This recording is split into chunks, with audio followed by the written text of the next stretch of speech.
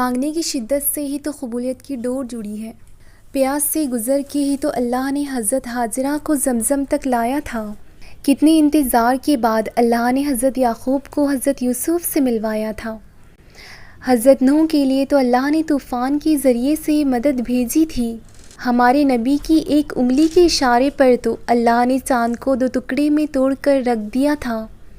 ہو سکتا ہے منزل تک پہنچنے کے لیے تمہارا ابھی آزمائش سے گزرنا ضروری ہو سکتا ہے جسے تم سزا سمجھ رہے ہو وہ تمہاری بہتری ہو سکتا ہے اللہ نے تمہارے لیے بھی معجزوں کی کہانی لکھی ہو۔ تہجد گواہ ہے کہ تمہاری کوئی دعا ادھوری نہیں رہے گی۔ اللہ تمہاری چاہت سے انکار نہیں کرتا، وہ تمہارا صبر سنبھال رکھتا ہے، وہ صدا رد نہیں کرتا، وہ بہتر وقت پر نواز دیتا ہے۔ مانگنے کی شدت قبولیت کی سب سے بڑی دلیل ہے۔ تمہاری مسلسل دعائیں تمہارا مقدر مکمل بدل دیتی ہیں۔ آزمائش تو انہی کے لیے ہوتی ہے جنہیں اللہ چاہتا ہے، اور صبر بھی وہی کرتے ہیں جو اللہ کو چاہتے ہیں۔ ابھی تو وہ مقام بھی آنا ہے جہاں اللہ نے تمہیں تمہاری مانگی ہوئی ہر چیز سے نواز دینا ہے۔ اللہ تمہیں زندگی کی ہر وہ خوشی دے جو تمہارے حق میں بہتر اور مستقل ہو، جس کا ملنا دعاؤں سے بھی ممکن نہیں ہوتا، وہ چیز تہجد سے مل جاتی ہے۔ کبھی کبھی انسان کا دل کسی چیز کے لیے بہت تڑپتا ہے، ہر لمحہ دعائیں مانگتا ہے، لیکن یہ تو بھول ہی جاتے ہیں کہ اللہ نے جس چیز کو عطا کرنے کا ایک مخصوص اور بہترین وقت مقرر کر رکھا ہے۔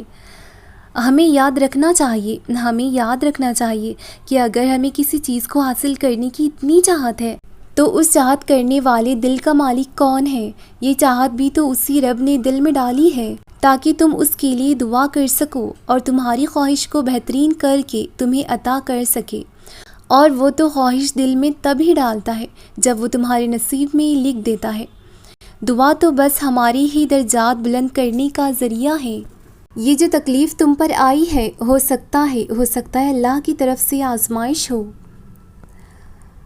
جو تم ابھی ناپسند کر رہے ہو سکتا ہے اسی میں تمہاری بہتری جس کو تم تاخیر سمجھ رہے ہو سکتا ہے وہ اللہ کی مصلحت جس کو تم مصیبت سمجھ رہے ہو سکتا ہے اس میں تمہارے لیے نعمت یہ جو تمہارے سجدے ہیں تہجد کے، ہو سکتا ہے اللہ کو راضی کر چکے ہو سکتا ہے ایک چیز تمہیں پسند نہ ہو اور اللہ نے اسی سے ہی تمہاری سب پریشانیوں کا حل لکھا ہو سکتا ہے جس میں تم ہمیشہ سے سکون تلاش کرتے آئے ہو اس میں اللہ نے سکون نہ رکھا ہو سکتا ہے جسے تم نے اپنا سب کچھ سمجھ رکھا ہو وہ بس ایک غلط فہمی ہو سکتا ہے تمہیں لگتا ہو کہ اب کچھ بھی بہتر نہیں ہوگا، لیکن اللہ تمہارا نصیب بدلنے والا ہے۔ ہو سکتا ہے درد سہنے کے بعد اب اللہ نے تمہارے لیے آسانیاں پیدا کرنی ہو۔ سورۃ الضحیٰ میں اللہ پاک فرماتا ہے کہ نہ تو تیرے رب نے تجھے چھوڑا ہے اور نہ ہی بیزار ہو گیا ہے، یعنی اللہ ہی تمہارا پہلا سہارا تھا اور اللہ ہی تمہارا آخری سہارا ہے۔ تم کتنے ہی گناہ گار کیوں نہ ہو، کتنے ہی نافرمان کیوں نہ ہو، جب تم اسے پکارو گے تب وہ تمہاری پکار کا جواب دے گا۔ وہ تم سے ناراض نہیں ہے، نہ ہی اس نے تمہیں تنہا چھوڑا ہے، نہ ہی وہ تم سے ناخوش ہے، بلکہ وہ تو تمہارے انتظار میں ہے کہ کب تم اس کی طرف لوٹ آؤ اور وہ تمہیں معاف کر دے۔ تم پلٹ آنے میں دیر کرتے ہو، لیکن اللہ کبھی دیر نہیں کرتا، وہ تو بس تھام لیتا ہے اور رحم فرما دیتا ہے۔ اس پر یقین رکھو، اس سے مانگو، اگرچہ دینے میں دیر ہو رہی ہے لیکن بہت جلد وہ تمہیں اتنا دے گا کہ تم راضی ہو جاؤ گے۔ کیا ہوتے ہیں معجزے؟ جو ناممکن کو ممکن بنا دیتے ہیں وہ ہوتے ہیں معجزے۔ کب ہوتے ہیں؟ جب ہر امید ختم ہونے کے باوجود بھی انسان اپنے رب کی قدرت پر یقین رکھتا ہے، تب ہوتے ہیں معجزے۔ کن کے لیے ہوتے ہیں معجزے؟ تمہارے لیے ہوتے ہیں معجزے، ہم سب کے لیے ہوتے ہیں معجزے۔ معاملات جتنے بھی خراب ہو چکے ہیں، مشکلیں جتنی بھی بڑی نظر آ رہی ہیں، آپ کے رب کی قدرت سے باہر نہیں ہے کچھ ابھی بھی۔ جب پیاس کی شدت عروج پر تھی تبھی آب زمزم کا معجزہ ہوا تھا۔ تکلیف کا بڑھنا اس بات کی دلیل ہے کہ آسانی اور سکون بہت قریب ہے۔ دعا نہ چھوڑو، دعا نہ چھوڑو، یقین نہ چھوڑو، معجزے ہوتے ہیں، معجزے ہوں گے۔ جو آنسو تم رات کی تاریکی میں خاموشی سے بہا رہے ہو، جو تکلیف تمہارے دل کو بے قرار کیے ہوئے ہیں، وہ رب سب سے واقف ہے۔ ایک ماں تمہیں روتا ہوا نہیں دیکھ سکتی، تو وہ جو 70 ماؤں سے زیادہ پیار کرتا ہے کیسے دیکھ سکتا ہے؟ تمہارے لیے معجزے ہوں گے، اپنے معجزوں پر یقین رکھو، اس کا کن تمہارے تمام تکلیفوں کو مٹا دے گا۔ ایک روز یہ درد ختم ہو جائے گا، بس ابھی صبر کرنے کا وقت ہے، تم صبر کرو۔ وہ انجان نہیں ہے تمہاری سسکیوں سے، بس تھوڑا صبر اور تم دیکھو گے اپنے نصیب کا بدلتا ہوا پہلو۔